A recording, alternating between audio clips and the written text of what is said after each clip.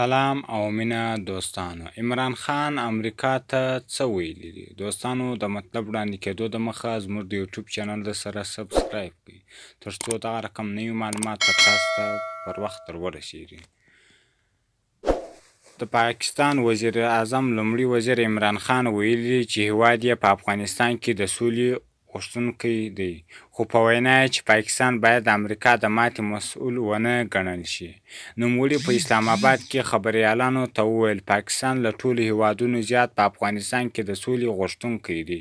زیاته یې کړه چې هیواد یې په افغانستان کې د بې ثباتۍ له امله له ډېرو زیانونو سره مخ شوی او دا به انصاف نه وي چې پاکستان په افغانستان کې د روان بحران مسؤل وبلل شي.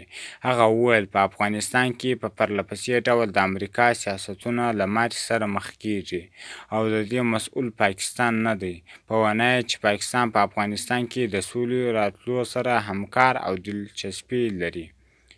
دوستانو، کوم چیرې دا مطلب خوښ شوی دا ویډیو سره لایک کړئ او د نورو ملګرو سره شیر کړئ او د دغه رقم ښایسته نوي معلومات لپاره زموږ د یوټیوب چینل سره سبسکرایب